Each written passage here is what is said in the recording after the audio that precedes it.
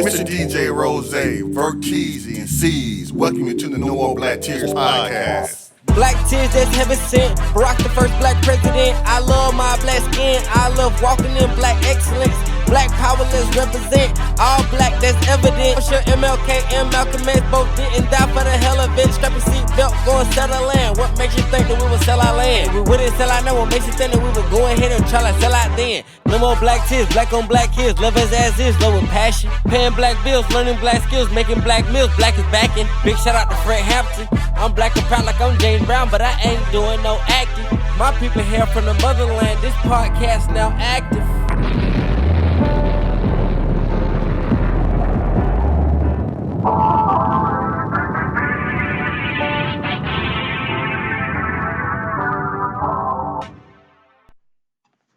No More Black Tears podcast. We back in the building, you know what I'm saying? Me and Verteez is here today, you know what I'm saying? So, it ain't all happened the week, man. It all happened in the weekend, man. What's going on, man? Hey, man, so this week in sports, man, you know, it's a lot of different interesting topics that's going around in the world of sports, man. And we got a few for y'all tonight. So the first one is there's been many different podcasts that's been talking about NIL deals because we've seen players, Rose, who signed these NIL deals, they enter the transfer portal a season later for whatever reason to get re-up on more money. Most famously, that quarterback from Tennessee who wanted to get more money at, where did he end up at? UCLA? UCLA, yeah. UCLA, and I think he had to take less money because what he thought was out there wasn't out there. And some people have said that we need to make these NIL deals more like NFL contracts, where they don't have the mobility to move like they should. What's your thoughts on that? Anything to have more stabilized the players at their school. Personally, I don't like the going to school here and then jumping to another school just for some more money. You know what I'm saying? I don't like that because when college sports, it's when people transfer colleges, yes, they do that.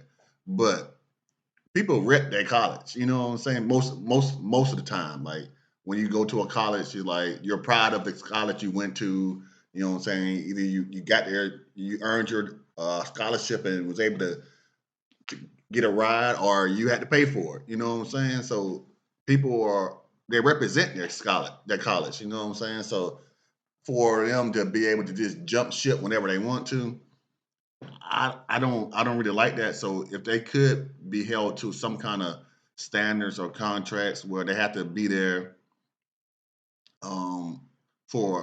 I ain't gonna say the whole 4 years, but at least sometime, you know what I'm saying? I kind of like that idea, you know what I'm saying? I feel like there should be some safeguards put in place because I will say this. I like the mobility we have in college now. I like the fact that we're paying college athletes. I know we did an episode a couple years ago about should they pay college athletes before NIL came to what it is now. And I've always felt like if these coaches can make millions of dollars, if these commissioners of these conferences can make millions of dollars, the people that we're actually going to watch should make money too. So I have no problem with the players making money. And I have no problem with the mobility because I remember, and you remember this too, when if you wanted to transfer, you had to sit out a whole season just to be able to play for that new school. And I don't think that's something that should be done. But I will say this though. They need to put safeguards in place where why are you transferring? And we need to have like a checklist because it can't just be I'm transferring because I don't like the situation I'm in and I'm a backup and I want more playing time. It can't be I want more money. Now, if you're in a situation, let's say your son signs at UGA. He signed there when that Kirby Smart was there. Kirby Smart gets fired or he leaves.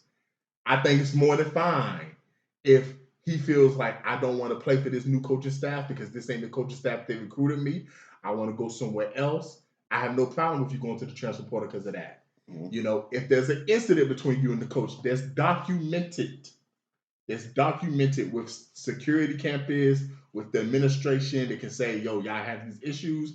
But as far as like players just entering the transfer portal because I want more money, they need to put safeguards in the contract because when you become a professional athlete, like you can't sign a contract today and just say I'm just going to go to another team just because I want more money.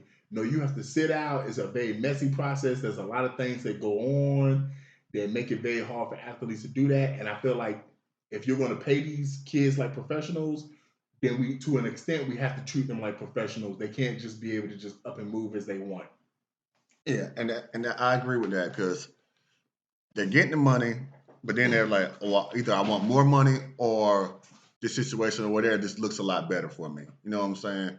But they need to be able to, the school, I ain't gonna say the school should have some kind of leverage on them, but it should be some accountability for them swaying the rules, just jumping in the transfer portal just because I want to jump in the transfer portal.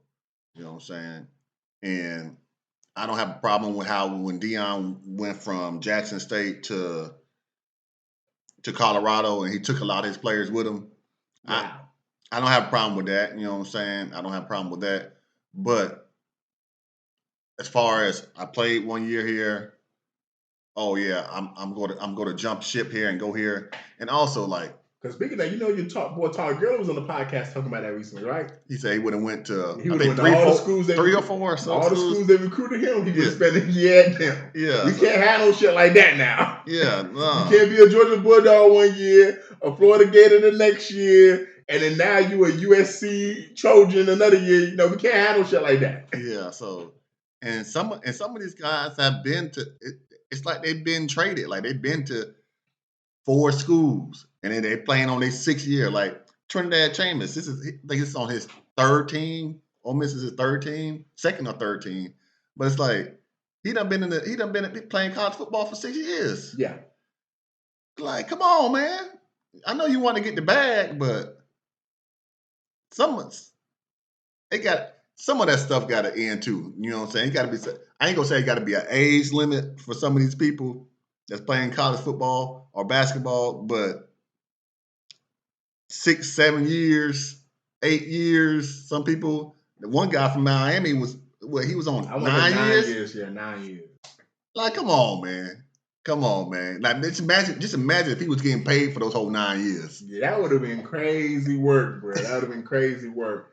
Like, yeah, and that's what makes it kind of hard is because you don't really have, like in a lot of professional sports, a commissioner of the NFL, a commissioner of Major League Baseball. Most of these conferences run themselves, you know, and they have their own little commissioners and stuff like that. There needs to be somebody to be put in charge of college athletics that can get all the commissioners to sit down, even from the smaller conferences, and be like, let's iron something out to make it where players and coaches, because I don't like when coaches have a 4-year deal and leave to go to another school, have to honor these contracts they signed. And then we can put clauses, and then they can put clauses in their contracts or their NIL deals that can give them ways out. Like, hey, if you cut my playing time and my performance hasn't dropped, I should be allowed to, you know, transfer. If the coaching staff changes or my position of coach is fired, like if there's certain things that happen where it's like, okay, cool, this was in your contract, this happened, we technically violated on our part, so do you want to stay? If you don't want to stay, you can leave. But just general, I think it makes college athletics worse because, one, you don't have that loyalty to the team. The rivalry week, like, don't it feel like this past season rivalry week didn't mean as much as it used to? Like, because it used to really mean something during rivalry week because you would have some of these players that have been at the university for 3, 4, sometimes 5 years. You're an offensive lineman. You begin your ass kicked by this defensive end, and you're like, yo, bro, I'm tired of it. And then you finally win, and now it means a lot to you. Yeah. You know, or like we've seen situations where a quarterback is 0-3 against a team. And then that 4th year, his senior year, he overcomes the team and finally wins. Like, rivalry week used to mean something. It just did not have the same feel that it usually did. There was a couple of games, I think Ohio State and Michigan was still kind of amped up, but they don't really transfer as much as a lot of these other schools do. In the SEC, it definitely didn't feel the same as normal to me. And that's another thing that makes college athletics so great is when you get that rivalry week and you get the players that are loyal to their teams. Yeah. It's all about, because when it comes to that loyalty, that's a big thing, especially because college fans are loyal to their team. You know what I'm saying? They don't jump shit. Oh, this player moved here. Now I'm like when Bama fan. I'm just gonna pick on y'all for a second. when Jalen Hurts went to Oklahoma, ain't like y'all said, "Oh, I'm an Oklahoma fan now." No, y'all was like, "F Jalen Hurts. He shouldn't have left. We a Bama fan. He couldn't kick it here. He wasn't good enough. Hope he doesn't do good there." That's what they were saying. Yeah. Some people were still proud of him because he helped them get a championship, but some people still had his back. But lots of them was like, "Well, forget him." You know what I'm saying? You ain't on our team no more. They'll forget you. You know what I'm saying? And they're ride or die. Lots of fans, college sports fans. So, and I just feel like if the players really cared about the schools or really cared about, you know what I'm saying, being alumni or to that school, they would probably stay. And it no matter what happened, if a coach get changed, yeah, you might want to change. But sometimes coaches need to be fired, and the players should stay. You know what I'm saying? Because sometimes coaches just suck. You know what I'm saying? It was just the wrong guy. It was just the wrong guy. You might get put in a better situation. I'm not gonna say that coaches don't deserve to be fired. No, they do deserve to be fired, but I'm more lenient to if a coach gets fired and a player wants to transfer, because you never know. You might be the type of quarterback that's a scrambling quarterback. They hire a new coach and he wants a pocket passer. So now your backup is, starting over you because the coach ain't even give you a chance to fit in his new system because he got a whole vision for how he wants the team to be ran. So I'm sympathetic to that aspect of it. Yeah. But the aspect of it, like what I've seen the last year and a half, of players just literally just entering the portal because it's like, I want more money, which I'm going to be honest, that's what I mean by safeguards, because I didn't even know that was possible to that nigga from Tennessee did it. Mm-hmm. I did not know you could hold schools hostage and say, pay me more money. Mm-hmm. Like, I thought once you signed these NIL deals, I thought they was kind of like contracts. I thought you had agreed to give your services to this school for X amount of years for X amount of dollars. I didn't know it was like 1 year deals, basically. I believe that most of them are 1 year deals. Most of them, I think. There might be players that get multiple years, but I don't think from like the school. I think it's year by year. Yeah, because the school is year by year because all the scholarships are technically year by year. Mm-hmm. But the NIL deals, they're giving to the players that thinking they're going to be there long term, mm-hmm. and then they just leave and just after one season or whatever. And I think, and I'm gonna say this right, that's very frustrating for the boosters, for the people like you that you're talking about, Rose, that went to these schools. Maybe they didn't play sports at these schools, but they graduated from these schools. They became lawyers, doctors, businessmen, businesswomen, and because they have an affinity for their school or loyalty to their school, they give money to the school to pay these players so these players can play for their school and make their school relevant. That really sucks for them people, bro. Because if you out here signing a check, like you were saying, Luke Combs, if you sign that check for $500,000, mm-hmm. so we can get this left tackle, then a year later the left tackle goes to the rival. Fuck leaving the conference, he went to the rival. What, nigga? Why I paid you $500,000, boy? Mm-hmm. Boy, I need my money back. Yeah. So, and Luke, he was like, yeah, he said, I ain't donating to Appalachian State, but unless they sign a 2-year contract and have to stay there 2 years. And I thought that was pretty cool. You know what I'm saying? The coach from Clemson, football coach from Clemson, he had some words. I don't know if they were new words or old words, but he had some takes on how it should do it. And he was like, if a coach, kind of some of the stuff that what you said, like if a coach recruited you and he ends up going somewhere else, you can go to the transfer portal. But if something like if you just because you want more playing time or want more money, you can go to the transfer portal, but you got to sit 1 year. You know what I'm saying? What if I went to Miami and they promised all the coke I can do, and they realized I do a lot more coke than they thought? You talking about Coca-Cola? You better get on that Coke Zero. The coke the white wife was talking about. So talking about Dwight, man, that's a player who most of his career didn't have a ring. And now he's an NBA champion because of the bubble ring. There's always been this big debate in sports, Rose, especially more so the black sports than the white sports, because I don't really feel like baseball really has this debate that much, but definitely in the NFL and NBA, is it about numbers or is it about rings? And I've always been in the mindset we need to have a happy medium, but for this purpose of this conversation, which is more important? The player who put up all the numbers or the player who gets all the rings, but their numbers may not be what it could have been because they was contributing to winning? It's a hard question, but I'm just gonna put it like if it was me, I would want the rings because that will lead me to more opportunities after the game. I believe, so like just saying I got 3-4 rings, you know what I'm saying, and I was a contributor to that team. But because I would rather do that than just be I'm a 15-point scorer on a championship team, but then on my own team I was a 25-point scorer. I'm going basketball right now. I would be fine with the rings over the 25-point scoring.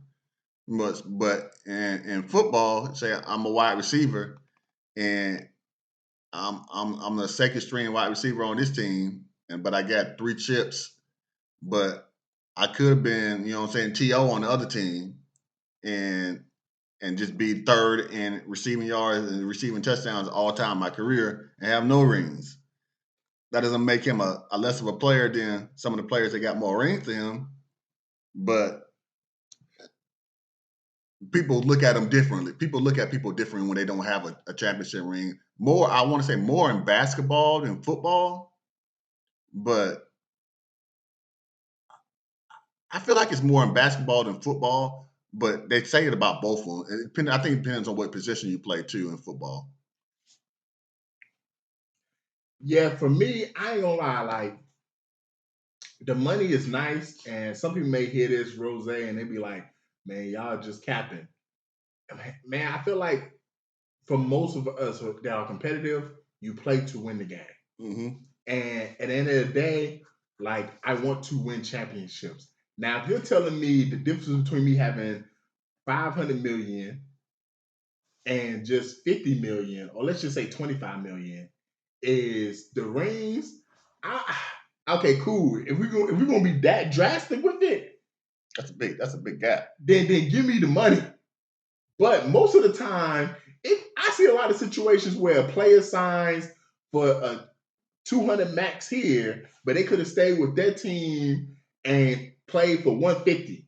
Like I'll sacrifice $50 million over the course of a contract if I feel like I can continue to win. Because to me, at the end of the day, what you said, we seeing right now in sports with podcasts, with ESPN, with Fox, like a broadcasting. Tom Brady retired and walked into $100 million broadcasting job with no broadcasting experience, not because he do a lot of commercials or at the post game he talked and people thought he talked so elegant. No, because that's a 7-time motherfucking Super Bowl champion.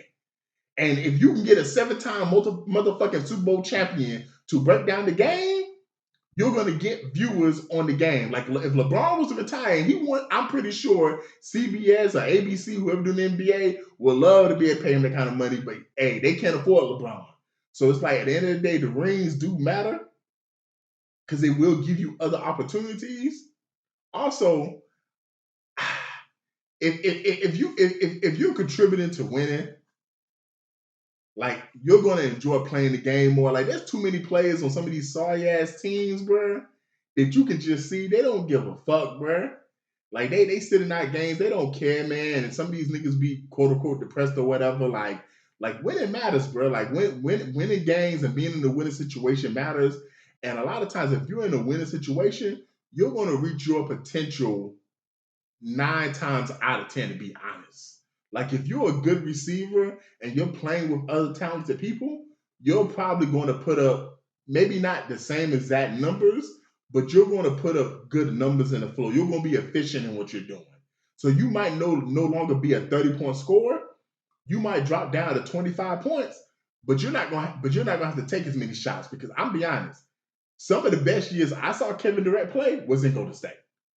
Like he might have lost a couple points scoring wise, but man, it was the NBA Finals where he had 30 points and he only took 12 shots, I think. And it was crazy when they did the breakdown. But when you're playing with talent, like you're gonna be more efficient at getting your numbers. You might not get the same amount of numbers, but you're gonna be more efficient. And to me, that's just as impressive as you putting up, no offense, 83 like Bam did the other night. Yeah, no shots at Bam. You know what I'm saying? I mean, scam. I mean, scam out of Bayou. I mean, my bad. I digress. But so which one? So which one you think the players feel like which one is more important? I feel like if you're a player that came from the mud, because Steven Jackson talked about it, I feel like if you're a player like him, like you want to win, man, because you could do a lot with 50 million just like you can with 200 million if you're a player that came from the mud. But if you're a player like Gilbert Arenas, where your parents might have had decent jobs, yeah, man, you might want that 200-300 million. But I'm gonna be honest, it's gonna sound fucked up. Man, I think it just depends if you're a lame or not, bro. And I just say that because I say this all the time. A lot of these niggas that are rich, whether it's rappers, entertainers, or these athletes, are really some lame ass niggas in real life and was lame before they got the money. And there's no disrespect to Gilbert. Gilbert just comes off as a nigga that you wasn't getting no pussy, nigga. He was a goofball. You went to Arizona and you became the man on campus, and you started getting white pussy. You went to the NBA, then you started getting all kind of pussy. And I see who you married to now. That's a bad bitch you married to right now. But you wouldn't even have that bad bitch if you wasn't Gilbert Arenas with all that money. Whereas Steven Jackson, that nigga probably was getting pussy when he was in the streets, when he was broke. Was he fucking the same quality of bitches, Rose? I'm not saying he was fucking models, but he was fucking probably the baddest bitches on Section 8. Like he was like so he was fucking bitches. They might have had 2-3 kids and like 400-500 food stamps a month, but he was fucking bitches. And I feel like that plays a factor in it. Because if you a lame nigga, you gonna want as much money as you can, because you know you the type of nigga you gotta pay for that pussy. You gotta be able to fly a bitch out. You gotta be able to fly bitch places. Like, bro, you be hearing about some of these hoes on these podcasts. What they be saying? Man, this nigga flew me to Paris to shop in Paris. Bitch, we live in Atlanta, Georgia. We not flying to Paris to shop. We gonna go to the Lenox Mall and shop. What the fuck you talking about? Like, so I feel like the money matters to the players that are lames. But if you a real nigga and you was already getting bitches, I don't think, as long as it's not a specific gap, I think you want to win, man. I think winning is the most important thing. It is the most important thing. Like, that's the reason why you play the game. It's like when you play spades. What the key to the game? You play to win. Yeah, you play to win. And that's how sports is. Every time I played sports, I ain't never want to be on the losing team. It didn't matter if I didn't score, but as long as I was on the winning team, I was happy. Yeah, I could score all the points on the losing team and be mad. So the point of the game is to win. So people that say, "Oh, I'd rather get numbers or money over championships," or "I wouldn't give up my money for some championships," like I don't think they're being real with themselves. Nah, because Eli never signed for a contract as much as what Cam had. Cam was one of the highest paid players for a year or two, man. Mm-hmm. Eli never signed for a contract like that. I don't think Eli was ever a top 5 paid quarterback in the league. Mm-hmm. You know, and he made money now, but I don't think he was ever top 5 in terms of the money he got. But hey, man, you see the opportunities Eli's had with his brother, them 2 rings. He was on the ballot for the Hall of Fame. People think he's going to eventually get in. No offense to Cam. We talked about it recently, man. Don't nobody think Cam going to make the Hall of Fame. Mm-hmm. And he was a Hall of Fame talent type of player. He just probably didn't have a Hall of Fame career. But, like, that's what winning a championship do. Because if he get that ring against the Broncos, he's a Hall of Famer. Even my boy Matt Ryan. Like, I told you the other day, I wish he would have won that ring against the Patriots. Because we wouldn't even have to listen to conversations about him potentially not being a Hall of Fame quarterback. That ring, he a Hall of Fame quarterback. Yeah. Because I'm going to be honest, do we talk about Drew Brees? Do we talk about Aaron Rodgers the same way that we talk about them today if they never win that one ring? No. Like we don't talk about them the same. Like, so winning matters. Like the way you get talked about, you get looked at differently. Like Charles Barkley, when you see his highlights, he's one of the greatest NBA players of all time.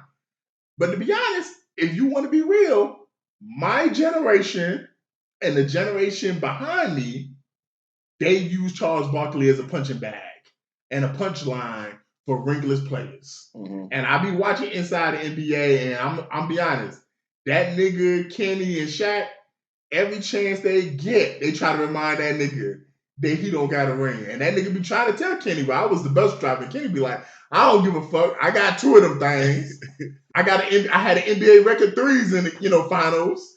And Chuck can't say shit. Because he ain't got no ring. Every time they talk about, well, you can't win a championship, Chuck said, you can't win a championship doing this. It's like, how would you know? Exactly. How would you know? They do that. Because Shaq quick to do that. Yeah, that's not championship effort right there. You can't tell it. And then Shaq be like, yes, you can. Yes, you can. I got 4. You ain't got none.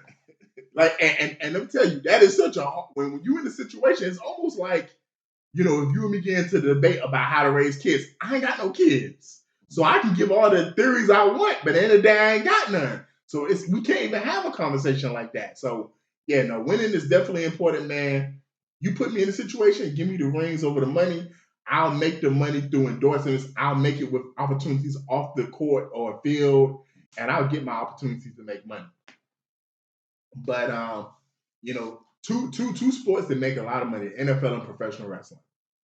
There's been this conversation, recently, because, Logan Paul is supposed to play in that flag football league or tournament in Saudi Arabia with Tom Brady and other players. So Tom Brady was on his podcast, and, they was talking about which sport is harder, and he said, have you ever done a backflip? And Tom said, that's cute.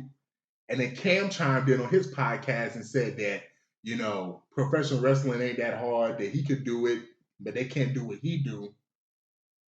Which one do you think is, let's say, more difficult, and then let's just also throw in there more physical, in your opinion?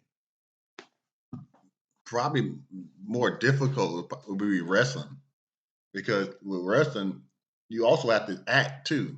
You know what I'm saying? You have to be able to play a role. You know what I'm saying? Play somebody else, and also not break character while you're getting smacked in the face or slapped or or slammed or whatnot. So I would say it's probably more difficult being a wrestler, because a football player, you've been doing this your whole life, as a kid, just running in the backyard, catching balls, throwing balls, practicing every day on a team, you got coaches, you got your parents, you got your siblings, everybody just, every day. So it's muscle memory for like a football player. So I would say it's probably harder to be a top-notch professional wrestler than it is to be a football player. I'm gonna answer the first question by saying, man, probably making it to the NFL is harder. Making it to NFL, yeah. And being an NFL player is harder, because, like, me blocking you, and I outweigh you by more than 100 pounds, but you're still a grown man. So if it's hard for a grown man to make another grown man go somewhere against their will, and if you've never had to do that, then you won't really understand it. Like, it isn't like, if you're saying I'm not gonna let you move me, you have to use all your force to do that consistently. And in NFL, you constantly have that going on. Like, it's not scripted. Like, they are actually competing against each other. It's a very physical sport and endeavor. So I think that's just harder itself. Whereas, like, professional wrestling, they're kind of choreographed to an extent. They kind of know what each other is doing, and they're helping each other do everything they're doing. As far as the talking part, like being an actor, I mean, they take classes on that. They train on that, especially if you're up on the game now and you're watching Dirty Unreal on Netflix. You kind of see some of the stuff they do. And a lot of wrestling fans like me, we've been kind of known, once we kind of knew how the sausage was made, that they take wrestlers in the performance center and they work on their promo cutting ability and stuff like that. So that's not really a difficult task right there. It just comes, the more you do it, it's like, let's talk on the mics. The more you do it, the more comfortable you get with it. But the more physical and demanding sport, I think, is professional wrestling by far. Because I feel like, even though you are getting hit in the NFL, there's ways to kind of protect yourself from some of the ways you're getting hit, and not all positions are getting hit equally. So on the offensive and defensive line, the contact is not the same as like a receiver going across the middle and getting hit. Like, that's a different type of contact. And then you have to factor in how many times, let's say, if a receiver catches 8 balls for 100 yards. So that's 8 times they got hit. And that's if they got hit 8 times now. Because Deontay Adams don't get hit. Yeah, a lot of times they fall down, they go out of bounds. St. Brown don't get hit. Exactly. So same thing with running back. Even with a running back, unless you get a situation where the hole opens up and a linebacker like Ray Lewis shoots through the hole and just smacks you, most of the time, if you get tackled at the line of scrimmage, it's not as violent as when you get in the open field and you get hit. Whereas like professional wrestling, man, those are live action stunt, man, dog. Like when you watching that shit, man, first the moves they perform in, a lot of fans, when you watch Unreal, you'll kind of learn this. If you're not hip on it, man, that is not a mattress they are throwing each other on. That is hard wood underneath that thing. That shit do not give. So when they're choke slamming each other and body slamming, that shit hurts. That's real. When they jumping off from the top rope, that's real. But then we got to get into the fact when they hit each other, these weapons, those weapons are not gimmick rigged. They do try to hit each other in safe spots. But understand what I just said. Hit each other in safe spots. They don't try to do headshots no more, but you still getting hit with a chair to your back. That shit still hurt. And then lastly, like, nigga, I watch it all the time, man. At least once a month, there's at least 1 or 2 matches where niggas are on the top of a cage or on top of a ladder that's 20 feet to 30 feet tall and jumping or falling off that shit, and you can't fake falling, man. You can't fake gravity. Like, there is no beanbag there to protect them. To be honest, if you ever listen to a lot of them talk, do you know what they say cushions they fall? The people. Like me falling on top of you is the only thing cushioning my fall. A lot of times they'll say, we be want to fall on the table. Why? Because the table kind of breaks your fall a little bit. We don't want to just hit the ground. I can't even imagine shit like that. So I want to fall on the table, and that's going to break my fall, and that's going to be better? Like, nah, that's just a way more dangerous sport. And then, like I told MGH, there's no offseason to it.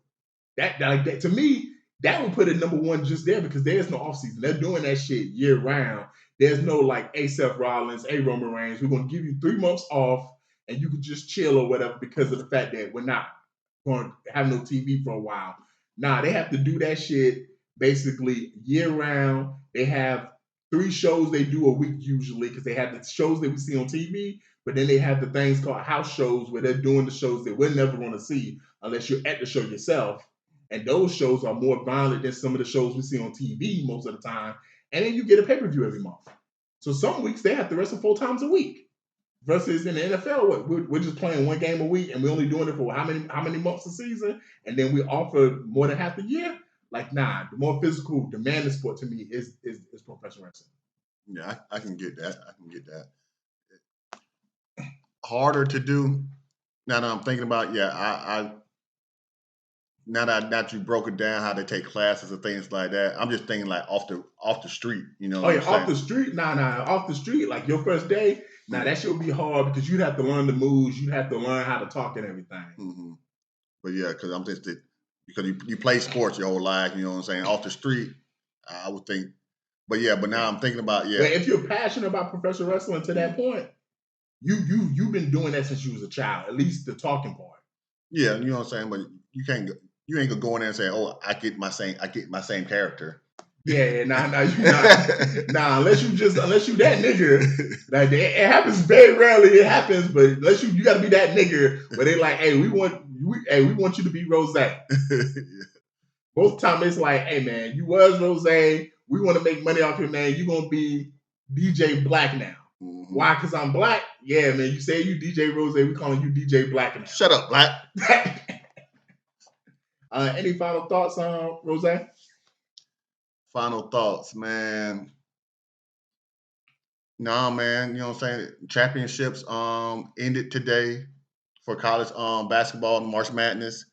They ended today. There's a couple more games that's on right now, but most of the games are over. It's Selection Sunday. You know what I'm saying? If it ain't started, it's about to start. And I'm just ready for basketball all day long, you know what I'm saying? To see, I'm pretty sure it's not going to be a lot of Cinderellas, but it could be because some of these Cinderella teams got 30-year-olds on them. God damn. I ain't going to say they ain't quite 30, but they 25, 26. You know what I'm saying? So, hey, that Auburn team last year had grown men on it. Yeah, they did. And they got beat by some kids. You know what I'm saying? But hey, may the best team win. Shout out to the Mamba. Gotta. Mr. DJ Rose, Verkeezy, and C's, welcome you to the No More Black Tears podcast. Black tears that's heaven sent. Barack the first black president. I love my black skin. I love walking in black excellence. Black power, let's represent. All black, that's evident. For sure, MLK and Malcolm X both didn't die for the hell of it. Strap your seatbelt, go and sell our land. What makes you think that we would sell our land? We wouldn't sell our land. What makes you think that we would go ahead and try to sell out then? No more black tears, black on black kids. Love us as is, love with passion. Paying black bills, learning black skills, making black meals. Black is backing. Big shout out to Fred Hampton. I'm black and proud like I'm James Brown, but I ain't doing no acting. My people here from the motherland. This podcast now active.